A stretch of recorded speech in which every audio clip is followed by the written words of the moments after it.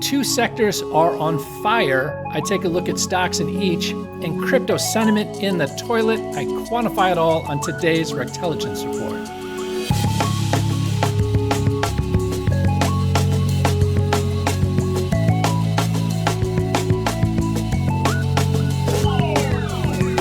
As a friendly reminder, everything in today's show is for informational purposes only. There is no investment advice given. All right, let's get into the show. Hey everyone, welcome. I'm Dave Bush. This is the Thursday Edge Report, where I quantify specific edges or opportunities in stocks, crypto, and more based on current market action. And today I've got several edges in transports, energy, and another look at Bitcoin. All of that ahead. Stay tuned. Let's start with the stock market and with a study inspired by another asset class. More on that later. But here we've got a monthly chart of the S&P 500 index, or SPX. And as of the end of October last year, this had closed higher for 6 straight months. So I wanted to take a look historically at how the S&P 500 has fared, as well as some other indices next, 12 months later after this has happened. So here we've got the results going back from the late 1800s to the present. And a short aside here, if you're thinking, wait a minute, has the S&P 500 been around since the late 1800s? And the answer is no, but thanks to the efforts of Robert Shiller and others, there are proxies that let us take a look at this very important index far further back than just 1957. So total P&L here is 5,865 and change percent.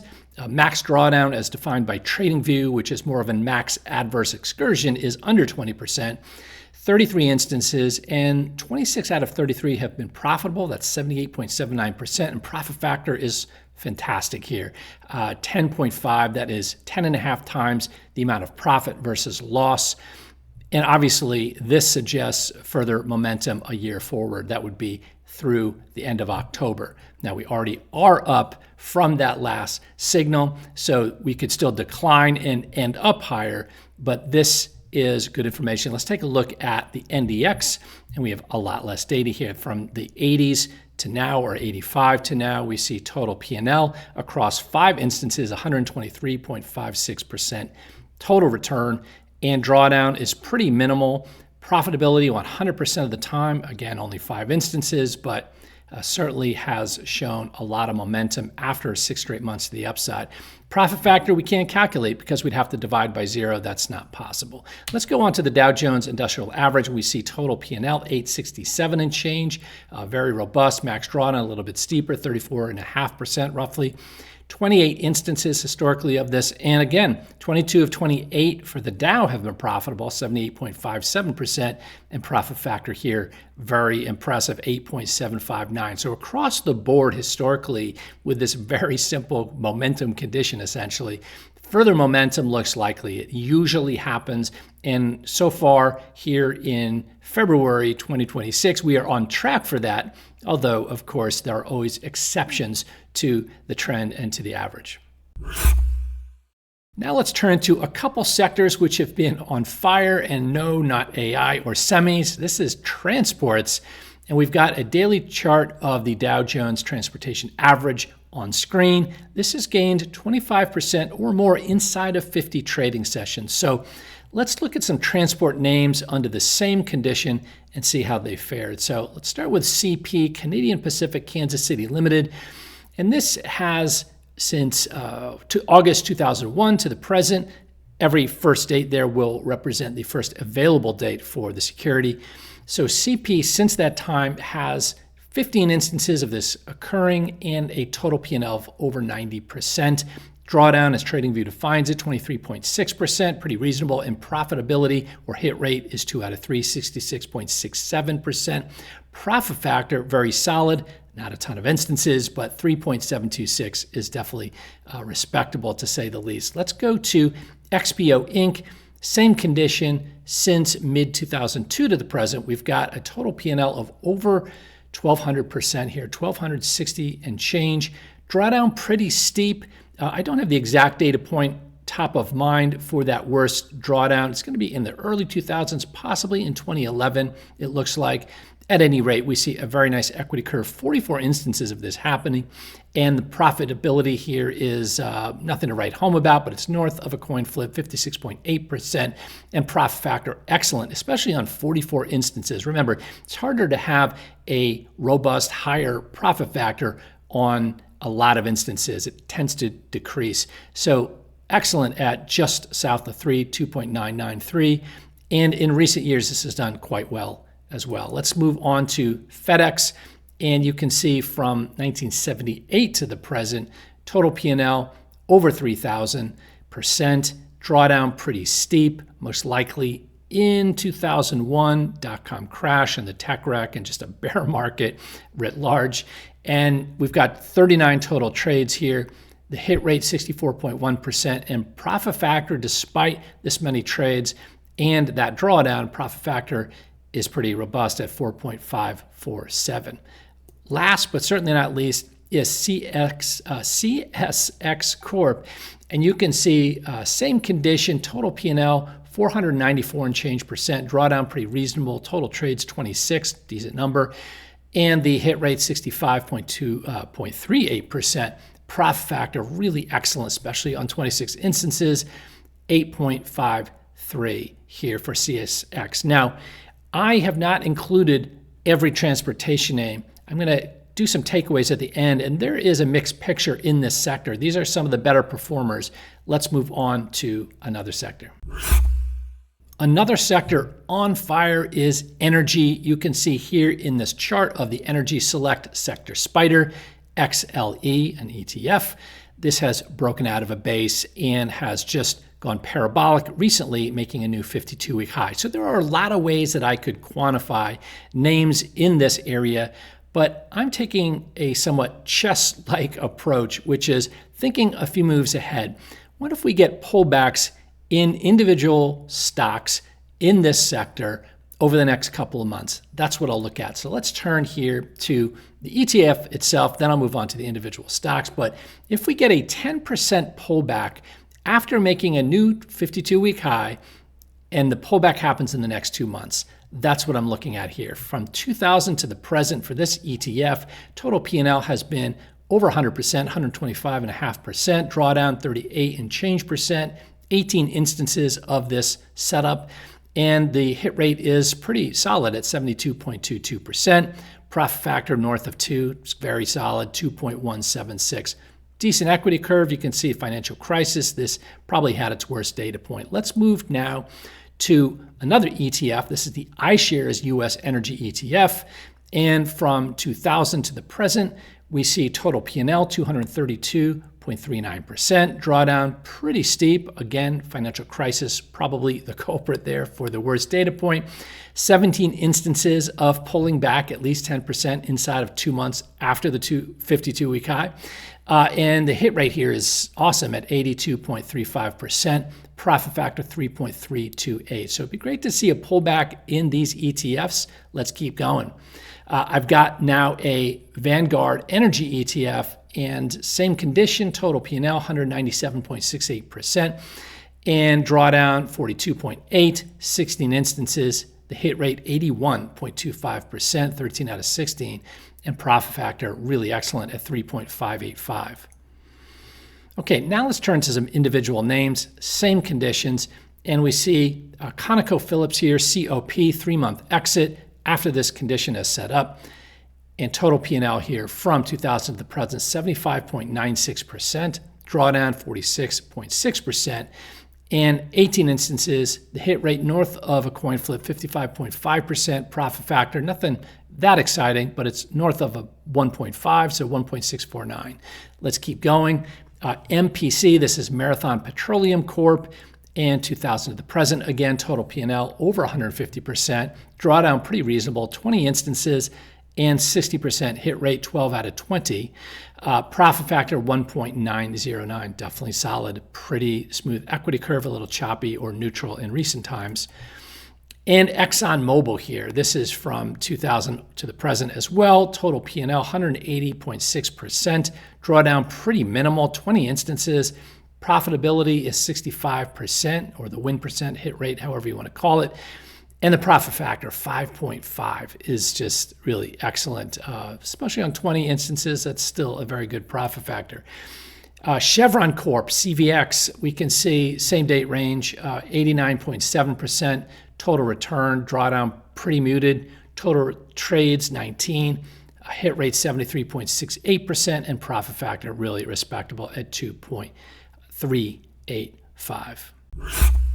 Now let's move to crypto, which is an asset class truly in the grip of fear, and that's where I'll start, which is with the Crypto Fear and Greed Index. For those unfamiliar, this has several components, but essentially it's a sentiment index, and sentiment right now is in the basement. It's in the toilet for this asset class. So since last week, we saw a reading, at least one of 5 intra-session, and we'll look at end-of-day values next. That's important.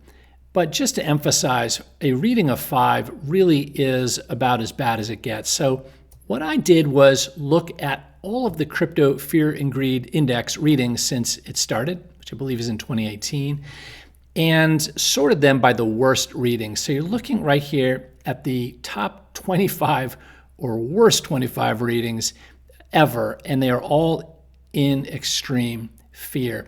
I also put the Bitcoin closing value that corresponded with that worst reading, and of course the dates as well. So let's just look at the top. You see August 22nd, 2019, Crypto Fear and Greed reading of 5 end of day, obviously extreme fear, and Bitcoin was 10,107 on that day, at that time, just in 2019, not that long ago. June 18th, 2022, and the next row is the 19th, the next day. You can see Fear and Greed readings of 6 and another 6. Prices, 18,949, and the next day, 20,552. We can keep going. In fact, the next row is February 7th, this month, a reading of 6 end of day, extreme fear. Bitcoin, obviously, much closer to normal or current prices, I should say, 69,245. And we could go on down the list, but essentially what we're seeing is, to my mind, opportunity, right? Historically, these readings have not necessarily been the very bottom, but often corresponded with a bottom, or one of these readings corresponding with a bottom. And if you look at the far right-hand column, you can see this comparison I made between the Bitcoin price then with the historical Fear and Greed reading and the recent Bitcoin price, which, as I did this, was 68,800. So that's what I used. Top row, you can see in August 22nd, 2019 again, Bitcoin was 10,107. Compared to that recent price of Bitcoin, it's up 501.6%. The next date, in fact, the next two, right, 18th and 19th of June 2022, Bitcoin recent price compared to then, they've gained 220.9% and 195.8% respectively those 2 days. That is just less than 3 years ago. And we might have further to go in Bitcoin price. I've said that at other times recently. But these low fear and greed readings are very compelling. And my takeaway here, although one definitely has to be prudent in how one approaches this, is that extreme fear can pay with Bitcoin, but not if you're the seller at these readings. Now, again, Bitcoin certainly could go lower, and maybe sentiment is not as negative as it goes lower. That's a possibility too.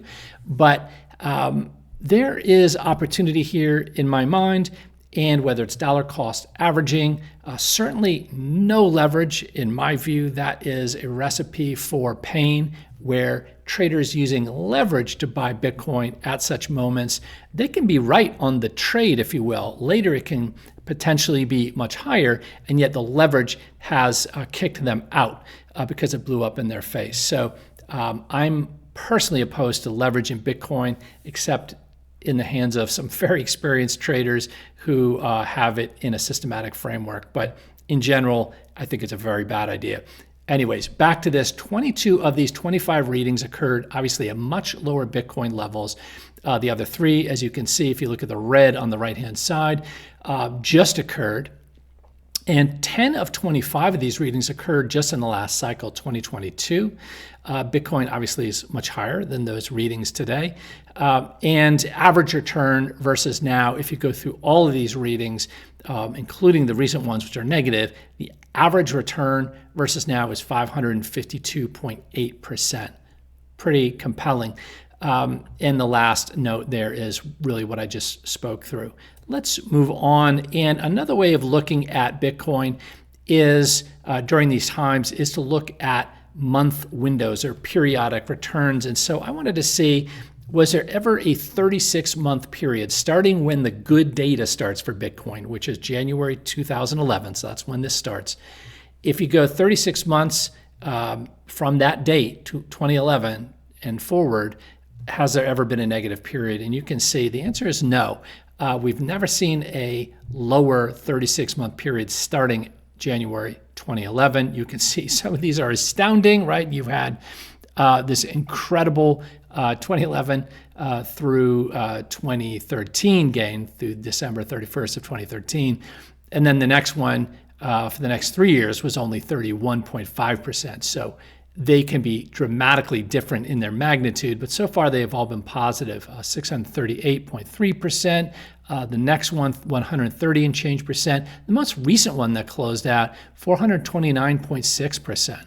So I find this compelling. It's not a ton of data. Obviously, it's all of the good Bitcoin history, meaning the good data, but we don't have a ton of instances. Certainly in the future, there certainly could be a 36-month period that is negative, but so far there hasn't been, which again is somewhat compelling. Another thing here, it's not even mid-February, but another thing that is very likely in February this month is that by the end of it, we're down, right? It seems very likely. So this would be a 5th consecutive lower Bitcoin monthly close. And I wanted to look at historically what's happened in the past. So there aren't many instances. You can see there was one that closed out November 2012, and that was 323 and change percent. Another one that closed out, and I say closed out with a year hold, so let me clarify that. The reading occurred, the first one, November 2011, and with a 1-year hold, that's what I'm talking about, closing out. The first one was up 323 and change percent. The next one triggered December 1st, 2018 with a 1-year hold. It was up 94.1%. So again, we don't have enough data to stay with any statistically significant confidence that this will continue to repeat. But I wanted to just see what was out there.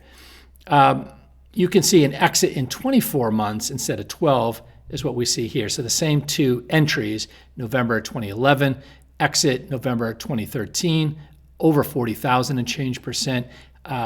Entry 2018, exit December 2020, 684 and change percent. So again, still compelling. If we go to 36 months, you see over 12,000% for the first one, over 1,100% for the second data point. Now, again, this is not statistically significant, but it's something to file away and look at as we go forward. Okay, another 5-month down I wanted to look at is not Bitcoin. This is total 3ES, and they added this symbol, which I'm glad for. It used to have to look at total 3 and then subtract several stable coins. But let me explain what total 3ES is. This is the crypto total market cap excluding Bitcoin, Ethereum, and all stable coins. So that's what we're seeing here. And this also is poised to close down for the first time ever 5 straight months. So again, we don't have any data on this, but I thought that was interesting to point out. Okay, time for some quick takeaways. Number 1, as the momentum factor stalls for much of big tech, big energy has seen many new 52-week highs. And of course, we asked whether potential pullbacks here in this sector might be an opportunity. So that hasn't happened yet, but if 10% pullbacks happen within the next couple months after some of these names hitting 52-week highs, this could set up nice opportunities in mega cap big oil such as ExxonMobil, CVX. We looked at some others as well. But one thing that I looked at outside of the report is OIH. that oil and gas production sector, a lot of those names do not perform well under that scenario. So just keep that in mind. We didn't look at them here, but I would stick to some of these names if you're considering any of these potential setups in the future. All right, next is simply 6 consecutive months up for the S&P 500. The NASDAQ 100 and the Dow Jones Industrials triggered relatively recently. I think it was for SPX the end of October. And looking forward 1 year, my takeaway is historically the results have been incredibly strong, indications of further momentum, again, 12 months out. Now, recent strength in the transports has been noteworthy.